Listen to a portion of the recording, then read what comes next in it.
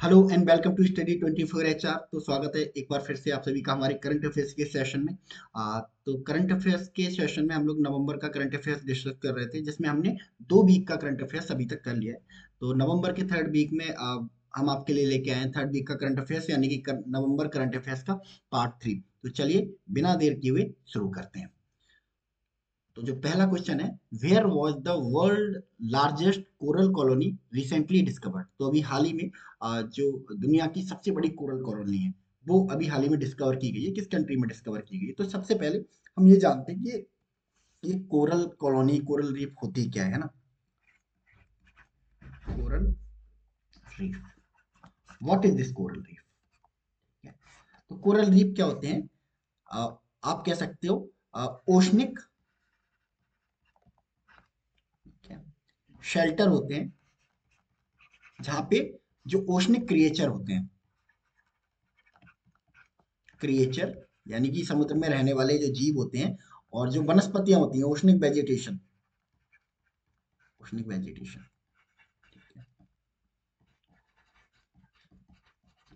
वो होता है। ठीक है, तो ये किसी भी ओशन के लिए है ना, बहुत ज्यादा जरूरी होते हैं। जिस ओशन में, जिस वाटर बॉडी में ये आपको नहीं होंगे, वहां पे आपको जो पानी है, वहां पे लाइफ देखने को नहीं मिलेगी, फिशेस देखने को नहीं मिलेगी, और अदर क्रिएचर्स आपको देखने को नहीं मिलेंगे। तो किसी भी ओशन की हेल्थ के लिए बहुत ज्यादा जरूरी है। जब किसी ओशन में है ना पॉल्यूशन होने लगता है, तो क्या होने लगता है? ये कोरल रीफ खत्म होने लगती है। ठीक है, तो अगर किसी ओशन में कोरल रीफ खत्म हो रही है, तो इसका मतलब क्या है? उस ओशन में पॉल्यूशन की मात्रा बहुत ज्यादा मात्रा में बढ़ गई है। ठीक है, तो बहुत मतलब डिफरेंट डिफरेंट ओशंस में आपको बहुत सारी कोरल रीफ देखने को मिलेंगी। ठीक है, तो उन्हीं में से एक कोरल रीफ है ना, जो पाई गई है अभी हाल ही में। ये दुनिया की सबसे बड़ी कोरल रीफ है। इतनी बड़ी है कि इसको कोरल रीफ यानी कोरल कॉलोनी बोल दिया गया है। यानी कि कोरल कॉलोनी मतलब है ना, ऐसी कॉलोनी जहाँ पे बहुत सारी, एक ऐसा प्लेस जहाँ पे बहुत सारी जो कोरल रीफ्स हैं एक साथ पाई जाती हैं। तो कहाँ पे पाई गई है? तो ये पाई गई है सोलोमन आइसलैंड, ओशिनिया में, है ना। ये सोलोमन आइसलैंड है, वहां पर ये आपकी जो कोरल रीफ है, कोरल कॉलोनी है, वो डिस्कवर हुई है। ठीक है, देख सकते हैं यहाँ पे अभी हाल researchers recently discovered world largest coral colony in the Solomon Island. Solomon Island, the Solomon Island are a Pacific archipelago of nearly 1,000 islands with 6 main islands and over 900 smaller ones covering 4,000 4,61,000 square kilometers. It is located in the southern western Pacific Ocean. It borders Vanuatu to the southeast, Papua New Guinea to the west. The terrain is mostly mountainous with forest and capital Honiara. ठीक है, one of the largest island. ठीक है, गोडाचिमा। ठीक है, तो याद रखेंगे Solomon island की कैपिटल क्या है? होनेरा, होनेरा। और ओशिनिया में है। ठीक है, तो यहीं पे अभी हाल ही में फाइंड आउट की गई है दुनिया की सबसे बड़ी कोरल कॉलोनी। ठीक है, चलिए नेक्स्ट क्वेश्चन की तरफ मूव करते हैं। नेक्स्ट क्वेश्चन हमारा जो है, where was the first Bodoland Mahotsav inaugurated recently? Bodoland, Bodo जो एक ट्राइब है, जो जनरली आपको देखने को मिलती है सबसे ज्यादा क्वांटिटी में नागा में, नागालैंड में। देन फिर आपको असम में देखने को मिलेगी ये। ठीक है, और आपको मणिपुर में भी थोड़ी बहुत क्वांटिटी में देखने को मिल जाएगी। ठीक है, तो इन तीनों स्टेट के लैंड को एक तरह से बोडो लैंड बोला जाता है, क्योंकि बोडो ट्राइब का जो है ना, एक तरह से हेरिटेज है, घर है ये। ठीक है, तो बोडो ट्राइब को सेलिब्रेट करने के लिए उनकी जो इम्पोर्टेंस है, ठीक है, उनका जो कंट्रीब्यूशन है कंट्री में, वो दिखाने के लिए हर साल जो है बोडो लैंड महोत्सव है ना मनाया जाता है। तो इस साल ये कहाँ मनाया गया? इस साल ये मनाया गया है न्यू दिल्ली में। ठीक है, तो न्यू दिल्ली में मनाया गया है ये। चलिए, prime minister recently inaugurated first Bodoland Mahotsav, पहला ही है Bodoland Mahotsav in New Delhi. A 2 day event, 2 दिन का इवेंट था, celebrate Bodo culture, language and heritage. The Mahotsav promote peace and unity under the theme peace and harmony of the prosperous Bharat. It aims to strengthen ties among Bodo communities across Assam, West Bengal, Nepal, border areas of north east, यानी कि इन area में नेपाल में भी देखने को मिलते हैं। The event highlight Bodoland cultural, linguistic and ecological diversity and tourism potential. ठीक है, तो याद रखेंगे फर्स्ट बोडोलैंड महोत्सव कहाँ पे हुआ है, दिल्ली में हुआ है। ठीक है, और थीम क्या है, peace and harmony for prosperous Bharat. ठीक है, चलिए नेक्स्ट, नेक्स्ट क्वेश्चन जो है हमारा, which country has agreed to provide integrated antenna system unicorn to the Indian naval ship. ठीक है, अब इंटीग्रेटेड एंटीना शिप ये क्या होता है, ठीक है, ये देखो, ये शिप के ऊपर ये जो लगा रहता है ना, ठीक है, इसी को बोलते हैं इंटीग्रेटेड एंटीना सिस्टम। ठीक है, एंटीना होता है रडार वगैरह, है ना, जहाँ से क्या होता है, सिग्नल भेजे जाते हैं, सिग्नल रिसीव किए जाते हैं, तो बहुत ही इंपॉर्टेंट पार्ट होता है ये नेवल शिप का। ठीक है, इस एंटीना सिस्टम को क्या बोला जाता है, आईज बोली जाती है। ये आईज है ना, आई होता है, आई ऑफ अ शिप। इसके बिना जो शिप है ना बिल्कुल बेकार होता है, कोई भी आके डिस्ट्रॉय कर देगा, इवन वो अपने डेस्टिनेशन तक भी नहीं पहुंच पाएगा, इवन वहां तक नहीं पहुंच पाएगा जहां से उसने अपनी जर्नी स्टार्ट करी थी, अपना रास्ता भटक जाएगा समुद्र में जाके। ठीक है, तो बहुत जरूरी है ये इंटीग्रेटेड एंटीना सिस्टम। ठीक है, तो यूनिकॉर्न नाम का जो एंटीना सिस्टम है वो अभी हाल ही में किस कंट्री ने इंडिया को प्रोवाइड करने का प्रॉमिस किया है, तो ये कंट्री है Japan. Option A will be the correct answer. ठीक है, देखो, Japan has agreed to provide its integrated antenna system unicorn to Indian naval ship. Unicorn stand for unified complex ratio antenna, unified complex radio antenna, and it is conical structure that houses antenna on warship। ये देखो दिख रहा है ना, है ना, हाँ, तो ऐसे ही होता है ये। नेक्स्ट क्वेश्चन, नेक्स्ट क्वेश्चन है, where was the Asia Pacific economic summit 2024 was held. ठीक है, एपैक, इसको एपैक भी बोलते हैं। ठीक है, तो जो एशिया पैसिफिक की कंट्रीज हैं, है ना, जो है ना एशिया में है, जैसे चाइना हो गया आपका, वियतनाम हो गया, इंडोनेशिया हो गया, दूसरा है ना पैसिफिक के जो कंट्रीज हैं, है ना, पैसिफिक में सारे कंट्रीज आते ही आते हैं। ठीक है, तो कहाँ पे हुआ है इनका समिट, तो इनका जो समिट है इस बार हुआ है लीमा, पेरू। ठीक है, लीमा क्या है, पेरू की कैपिटल है, वहां पे हुआ है, और क्या है इसका theme, people, business and prosperity. ये दिखा है, एपेक सीईओ समिट पेरू 2024। ठीक है, जैसे है ना, The 2024 Asia Pacific Economic Summit was hosted in, है ना, Lima, Peru.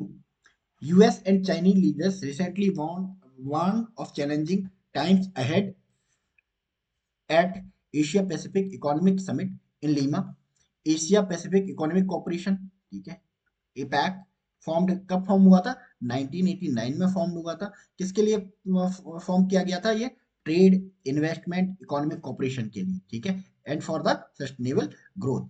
ठीक है, APEC streamlines cross border movement of goods, services, investment, and people by improving custom and aligning regulation. It has reduced trade barriers, boosting regional growth and trade. ठीक है, कितनी countries हैं इसमें, 21 countries हैं।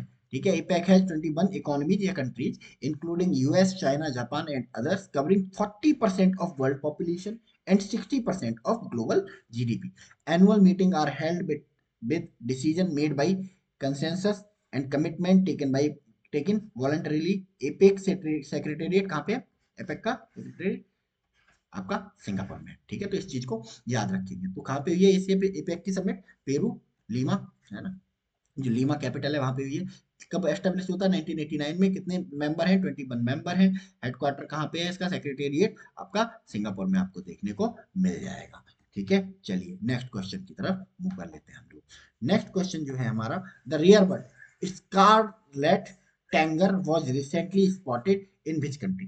ठीक है, छोटा सा पक्षी होता है, बहुत क्यूट सा। ठीक है, रेड होता है ये। ठीक है, ब्लैक इसके क्या होते हैं, है ना, ब्लैक इसके जो विंग्स होते हैं वो ब्लैक होते हैं।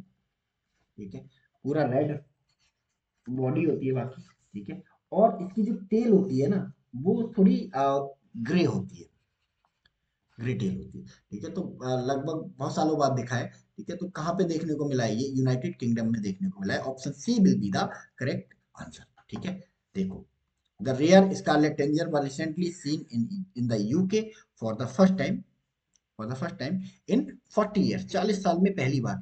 It is native to North America, it's scientific name is Piranga olivacea, Piranga olivacea. It breed in deciduous forest and migrate to typical forest in central and south america for winter। ठीक है, तो याद रखेंगे इसको। चलिए next, next question है हमारा, which telecom operator has launch the country's first direct to device satellite internet service. ठीक है, तो अभी हाल ही में एक टेलीकॉम ऑपरेटर है, यानी कि हमारी एक सिम वाली कंपनी है, उसने लॉन्च किया है कंट्री का पहला direct to device satellite internet service. यानी कि डायरेक्ट टू डिवाइस, यानी कि सैटेलाइट से डायरेक्ट, है ना, इंटरनेट सर्विस प्रोवाइड की जाएगी। तो कौन सा ये टेलीकॉम सर्विस प्रोवाइडर है, तो इसका नाम है बीएसएनएल। ठीक है, इंडिया फर्स्ट एवर, है ना, direct to device satellite internet service. ठीक है, चलो next, BSNL launched India's direct-to-device satellite internet service aiming to bridge digital divide in remote areas. The service provide high-speed internet without the need of traditional infrastructure, है ना, using advance satellite technology. ठीक है, तो क्या है ना, कि remote areas में बहुत ज्यादा काम करने वाला है। कि देखो, रिमोट एरिया में इंटरनेट कनेक्टिविटी पहुंचाने के लिए, ठीक है, रूरल एरिया जो गांव खेड़े होते हैं, वहाँ पे जो मोबाइल है, मोबाइल फोन पहुंचाने के लिए बहुत सारा इंफ्रास्ट्रक्चर, बहुत सारा काम करना पड़ता है। टावर लगाओ, ठीक है, देन उसकी सिक्योरिटी के लिए गार्ड रखो, ठीक है, इसके अलावा चोरी हो जाते हैं, जनरेटर वगैरह चोरी हो जाते हैं, तो इससे सबसे बचाता है। ठीक है, तो टावर वावर लगाने की जरूरत नहीं है, डायरेक्ट सैटेलाइट के थ्रू क्या कराया जाएगा, आपको इंटरनेट प्रोवाइड कराया जाएगा। ठीक है, इसके अलावा क्या होगा कि जो इंटरनेट होगा, है ना, वो इन द कंपेरिजन ऑफ जो टावर के थ्रू जो इंटरनेट आता है, उसकी कंपेरिजन में थोड़ा हाई स्पीड होगा। ठीक है, चलिए नेक्स्ट,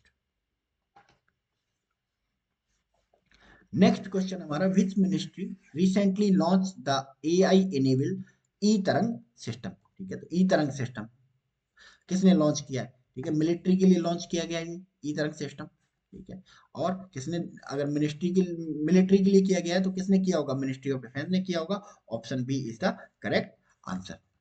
ठीक है, देखिए, the ministry of defence recently launch AI enabled AI enabled e Tarang system developed with Bhaskaracharya national institute for space application and geo informatics.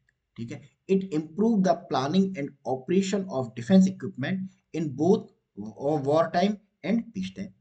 ठीक है, the system enables automated sufficient management of defense spectrum, support the development of new technology in higher frequency band। ठीक है, तो इस तरह से ये काम आने वाला है इंडियन डिफेंस के।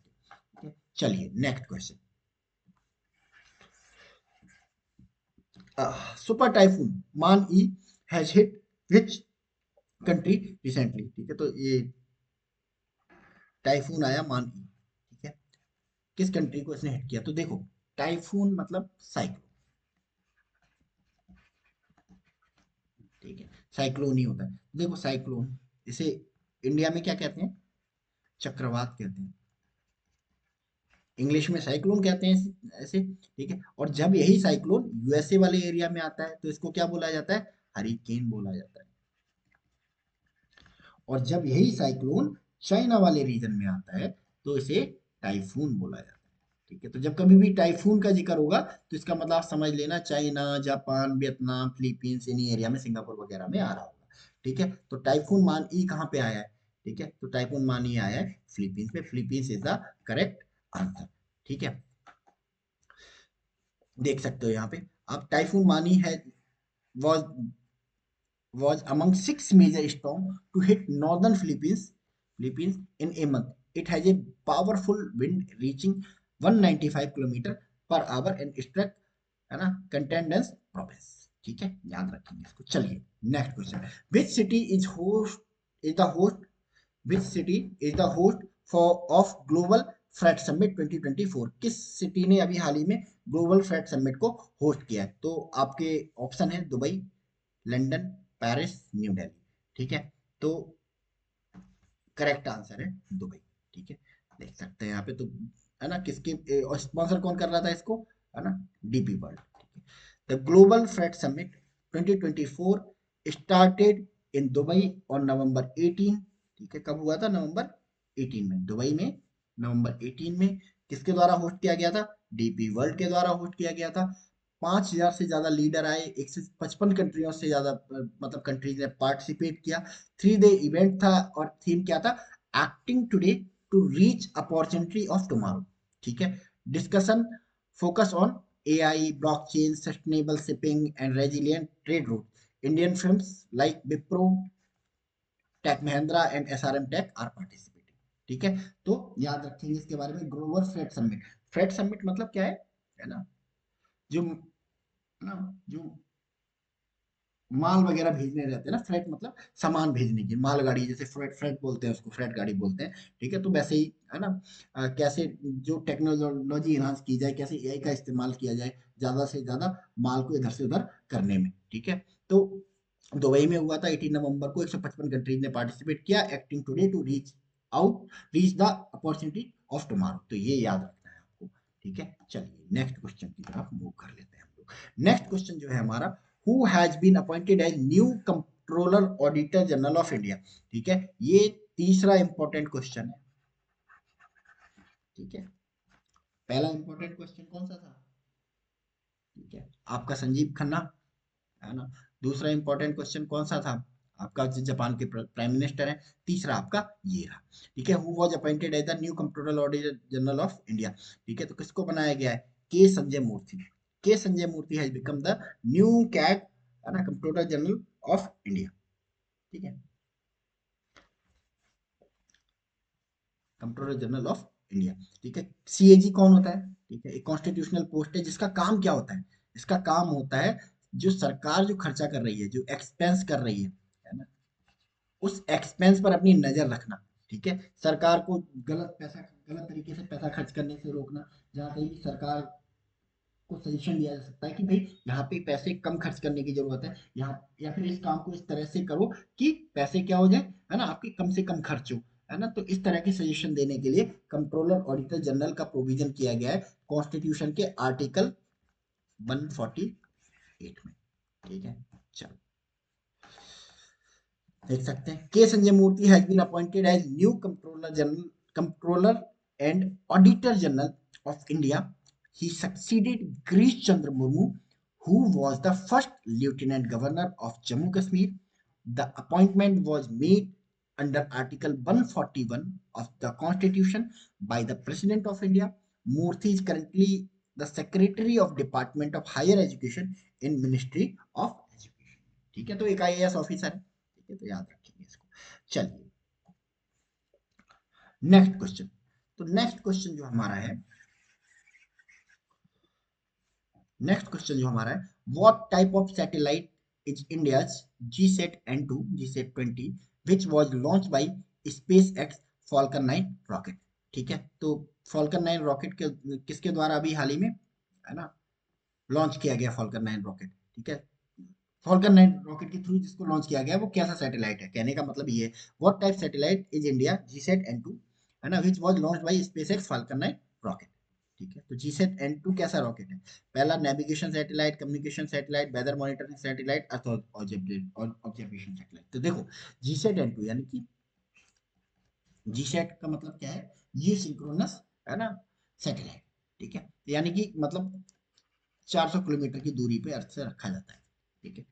और वजन भी बहुत ज्यादा होता है। और हमने किसके थ्रू भेजा? इसके एक्टिव फाल्कन 9 के थ्रू, यानी कि इतनी दूरी पे इतने वजन का सैटेलाइट हम भेजने की कैपेबिलिटी नहीं रखते। तो 400 किलोमीटर की दूरी पे कौन से सैटेलाइट रखे जाते हैं? कम्युनिकेशन सैटेलाइट रखे जाते हैं, ताकि, है ना, जो उनके सिग्नल है वो दूर तक फैले, है ना। सिग्नल टॉर्च की तरह फैलते हैं ना, तो जितना दूर होगा उतना ज्यादा फैलेगा। तो ये कम आपके जो कम्युनिकेशन सैटेलाइट होते हैं, वो उनको क्या करा जाता है? दूर रखा जाता है। जो नेविगेशन सैटेलाइट होते हैं, जो वेदर मॉनिटरिंग सैटेलाइट होते हैं, जो अर्थ ऑब्जर्वेशन सैटेलाइट होते हैं, पास रखे जाते हैं, ताकि जो प्रीसाइज नजर रखते हैं, जैसे जीपीएस है, उसके सैटेलाइट कहाँ देखने को मिलेंगे? पास देखने को मिलेंगे, ताकि, है ना, अच्छे से लोकेशन को ट्रैक कर सके। वेदर मॉनिटरिंग सैटेलाइट ये भी पास में होते हैं। अब अर्थ ऑब्जर्वेशन सैटेलाइट ये भी क्या होते हैं? आपके बहुत पास में होते हैं, ताकि चीजों को क्या किया जा सके, है ना, अच्छे से, है ना, मॉनिटर किया जा सके। अब अर्थ ऑब्जर्वेशन सैटेलाइट, इससे बेसिकली इसका काम क्या होता है? अर्थ की तरफ बढ़िया बढ़िया फोटोज लेना। तो अर्थ की फोटो पास से ले पाएगा या दूर से ले पाएगा? पास से ले पाएगा ना, तो पास होगा। वेदर, है ना, पास से ही पता चलेगा ना, है ना, कि कैसा वेदर है, होने वाला है, कहाँ सुनामी आ रहा है, कहाँ आपका आपका जो साइक्लोन है वो आने वाला है, नेविगेशन का आपको बता ही दिया। तो ये पास होते हैं, कम्युनिकेशन सैटेलाइट दूर होता है, क्योंकि कम्युनिकेशन सैटेलाइट को दूर रखने का मतलब मैंने बता दिया कि जितनी दूरी पे आप सैटेलाइट रखोगे सिग्नल उतने ही ज्यादा एक्सपेंड करेंगे, दैट इज वाई इसको दूर रखा जाता है। तो GSAT-10 हमारा GSAT-10, जिसको GSAT-20 भी बोला जाता है, वो कैसा सैटेलाइट था, एक नेविगेशन सैटेलाइट था। ठीक है, तो याद रखिएगा इसको। चलिए नेक्स्ट क्वेश्चन की तरफ मूव करते हैं। ठीक है, देख लेते हैं एक्सप्लेनेशन एक बार इसका। इंडिया GSAT-N2 यानी कि GSAT-20 communication satellite was launch by space x Falcon 9 rocket. It was developed by new space India limited under ISRO Department of Space. GSAT-N2 operate in Ka band and support high throughput communication with capacity of 48 Gbps। ठीक है, तो याद रखेंगे इसको। चलिए next question. Where was the 19th G20 leader summit was held, है ना, बहुत चर्चा में रहती है G20। ठीक है, दुनिया की जो ना ताकतवर कंट्रियां हैं वो इसका पार्ट है, यानी कि G20 को अगर बात करें तो पूरी दुनिया की जो 20 सबसे मोस्ट पावरफुल कंट्री हैं, most powerful country of the world, ठीक है, उनका ग्रुप है ये। ठीक है, तो इस बार इसकी समिट कहाँ पे हुई है? ठीक है, तो पिछले साल इसकी समिट दिल्ली में हुई थी, यानी कि हमारे इंडिया में हुई थी। ठीक है, इस साल क्या हुई है? तो इस साल इसकी जो समिट हुई है वो हुई है ब्राजील में। ब्राजील की जो कैपिटल है रियो डी जेनेरियो, वहां पे इसकी जो समिट है वो होस्ट करी गई है। ठीक है, मोदी जी भी गए थे घूमने, है ना, आपने देखा होगा, वहां से गुआना गए थे, नाइजीरिया गए थे, तो बहुत जगह विजिट करके आए थे। तो आपकी रियो डी जेनेरियो में ही है, और कौन सा सीजन था ये? 19। ठीक है, चलिए next explanation. The G20 summit is being held in Rio de Janeiro at the Modern Art Museum, hosted by Brazilian President Lula da Silva. Leaders including PM Narendra Modi, US President Joe Biden, China Xi Jinping, and are discussing trade, climate change, and international security. ठीक है, चलो next. Where was the Global Soil Conference was held recently? ठीक है, तो global soil conference है वो कहाँ पे हुई थी? ग्लोबल सॉइल कॉन्फ्रेंस, है ना, न्यू दिल्ली में हुई। ठीक है, क्या हुआ, जितने भी सॉइल, सॉइल मतलब मिट्टी, मृदा हिंदी में बोलते हैं। ठीक है, तो जो मृदा वैज्ञानिक होते हैं, है ना, तो आज मृदा का क्या हाल है वो हम सभी जानते हैं। ठीक है, जमीन क्या हो रही है, तेजी से बंजर होती जा रही है ना, तेजी से, है ना, जो तेजी से आपकी जो है बंजर होती चली जा रही है, उसी चीज को डिस्कस करने के लिए कि जो सॉइल है उसको फर्टाइल कैसे बनाया जाए दोबारा से। ठीक है, दोबारा से फर्टाइल कैसे बनाया जाए, इसी चीज को डिस्कस करने के लिए बहुत सारे जो मृदा वैज्ञानिक है, सॉइल साइंटिस्ट है, वो मिले और इन्होंने इस चीज को डिस्कस किया। ठीक है, तो देख सकते हैं the global soil conference was inaugurated in New Delhi on 19 November and runs until 22 November. It serves as key global platform for soil scientists, government, industry leaders, and farmers. The conference focused on importance of soil, addressing soil degradation, and promoting sustainable soil management. It is organized by the Indian Society of Soil Science, New Delhi, under the International Union of Soil Science, Italy, the Indian Council of Agriculture Research, and the National Academy of Agriculture Science and collaborating in the event। ठीक है, याद रखेंगे इसको। चलिए next question की तरफ move करते हैं। What type of exercise is संयुक्त विमोचन recently conducted by Indian army? तो इंडियन आर्मी ने अभी संयुक्त विमोचन नाम की जो एक्सरसाइज है उसको कंडक्ट किया। ये एक्सरसाइज कहाँ पे हुई है? तो मतलब किस चीज से रिलेटेड है? ठीक है, तो संयुक्त विमोचन, विमोचन का मतलब क्या होता है? संकट हरना। ठीक है, तो साथ में मिलकर संकट हरना। तो आप देख सकते हो यहाँ पे मैरीटाइम एक्सरसाइज नहीं, ज्वाइंट मिलिट्री एक्सरसाइज नहीं, काउंटर टेररिज्म एक्सरसाइज नहीं, ह्यूमैनिटेरियन असिस्टेंस, साथ मिलकर ना डिजास्टर रिलीफ।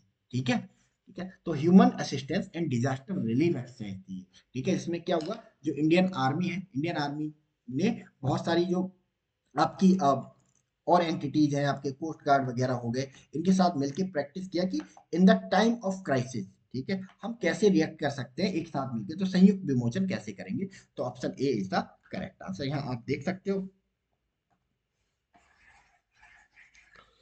यहाँ आप देख सकते हो द इंडियन आर्मी कंडक्ट संयुक्त विमोचन 2024 एक्सरसाइज और 1819 नवंबर इन अहमदाबाद एंड द पोरबंदर गुजरात। कहाँ पे हुई थी?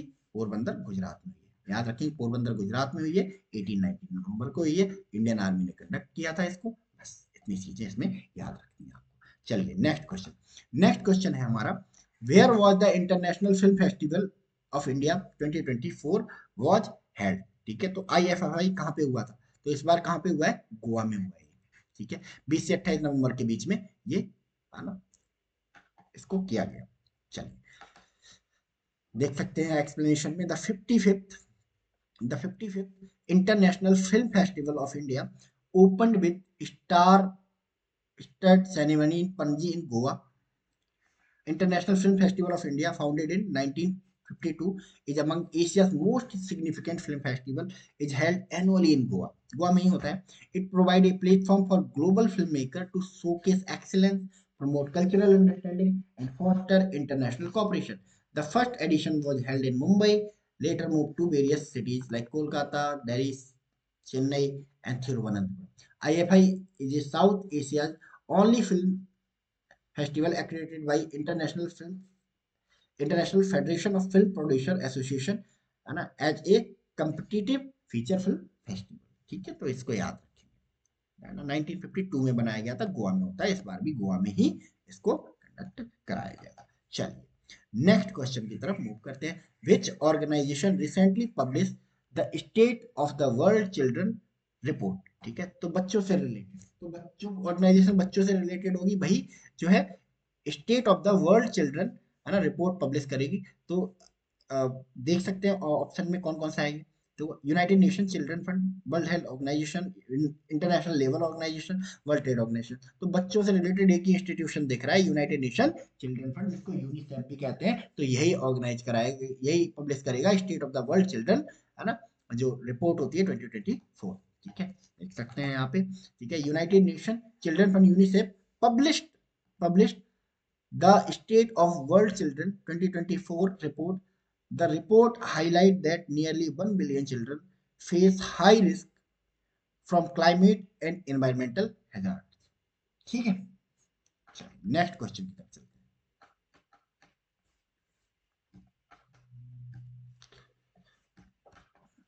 नेक्स्ट क्वेश्चन हमारा, where was the second India CARICOM summit was held.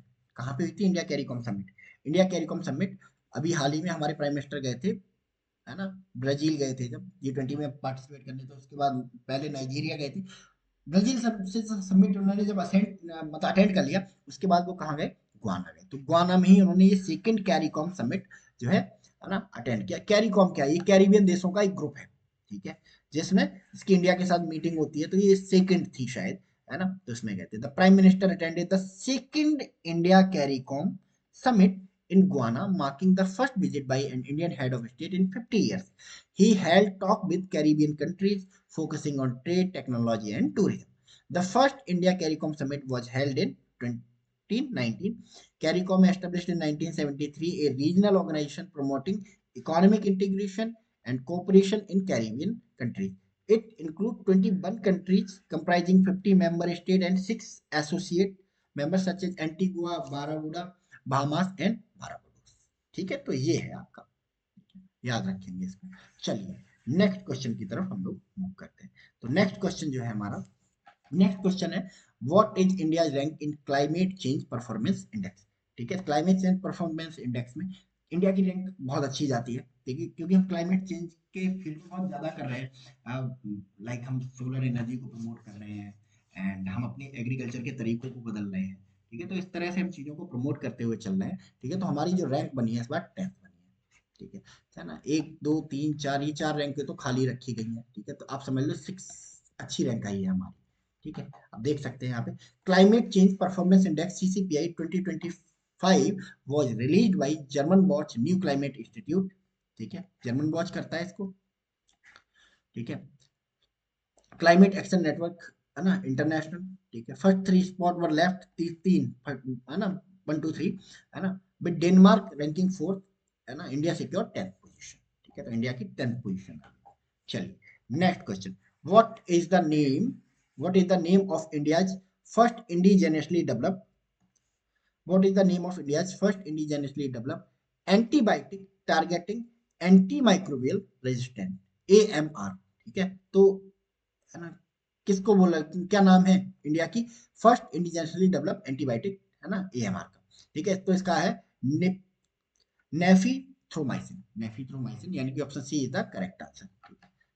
चलिए, देख सकते हैं यहाँ पे nafithromycin developed by Wockhardt with support of BIRAC is India's first indigenously produced antibiotic targeting microbial resistant. ठीक है, चलिए नेक्स्ट क्वेश्चन। ठीक है, general Upendra Dwivedi recently received the rank of honorary general, ठीक है, of which of the following country army? तो जो हमारे चीफ ऑफ आर्मी स्टाफ है जनरल, है ना, उपेंद्र द्विवेदी, ठीक है, ये गए थे अभी कंट्री के दौरे पे जहाँ इन्हें ऑनरेरी रैंक दी गई है ना, वहाँ प्रथा है उस कंट्री के साथ, है ना, उस कंट्री का जो आर्मी चीफ होता है वो हमारे यहाँ का ऑनरेरी आर्मी चीफ बन जाता है, और हमारा जो आर्मी चीफ होता है वो उनके यहाँ का ऑनरेरी आर्मी चीफ बन जाता है। तो ये कंट्री है नेपाल। ठीक है, तो नेपाल को विजिट किया था अभी हाल ही में इन्होंने। ठीक है, next question, which state is the host of Khelo India youth game 2025? कौन होस्ट करने वाला है इन गेम्स को 2025 में? बड़े पॉपुलर गेम है Khelo India youth game, Bihar host करने वाला है। ठीक है, तो Bihar is going to host Khelo India youth game. ठीक है, देख सकते हैं आप यहाँ पे बिहार विल होस्ट, है ना, खेलो इंडिया यूथ गेम, है ना, 2025 इन अप्रैल, marking addition to Khelo India map. ठीक है, चलिए नेक्स्ट क्वेश्चन की तरफ मूव करते हैं हम लोग। Where was the 6th annual summit of leadership group for industry transition was held? ठीक है, तो कहाँ पे हुई थी ये? जहाँ पे हमारी कोप 29 हुई थी वहीं पे हुई थी ये। ठीक है, कोप 29 कहाँ पे हुई थी? Baku, Azerbaijan. ठीक है, तो यहीं पे हुई थी ये। ठीक है, देख सकते हैं आप यहाँ पे। ठीक है, India and Sweden to chair the 6th annual summit of leadership group of industry transition Baku Azerbaijan during COP 29। ठीक है, next, prime minister Narendra Modi was honoured with doctor Martin Luther King junior global prize for minority upliftment in which country? किस country में मिला है इनको? United State of America में। Martin Luther King America से belong करते हैं, तो यूनाइटेड स्टेट ऑफ अमेरिका से ही मिलेगा इसे। ठीक है, इसके अलावा नेक्स्ट जो हमारा है, ऑर्सेनिक हाइपरसोनिक मिसाइल। तो arsenic hypersonic missile which was seen in news developed by which country? तो किस कंट्री ने डेवलप किया? बहुत ज्यादा चर्चा हो रही है इसकी। ऐसा बोला जाता है दुनिया में कोई मिसाइल डिफेंस सिस्टम नहीं बनाया जिसको रोक सके, तो इसको बनाया रशिया ने। ठीक है, तो रशिया की मिसाइल है।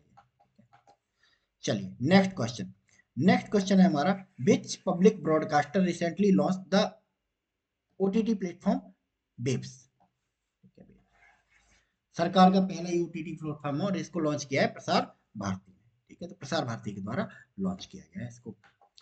चलिए नेक्स्ट क्वेश्चन, डोंगफेंग 100, ठीक है, which was seen in news is a supersonic cruise missile of which country? किस कंट्री की, है ना, मिसाइल है ये? DF-100 भी बोलते हैं इसको।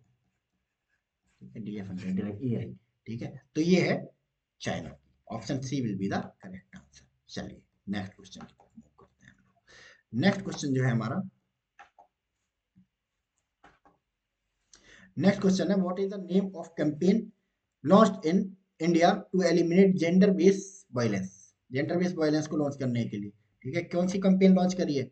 अब और अब कोई बहाना नहीं। ठीक है, तो ये लॉन्च करी गई है कैंपेन जेंडर बेस्ड वायलेंस को दूर करने के लिए। ठीक है, तो ये रहा हमारा नवंबर की वीक 3 का करंट अफेयर्स। तो मिलते हैं हम लोग नेक्स्ट वीडियो में, तब तक के लिए thank you so much and God bless you all.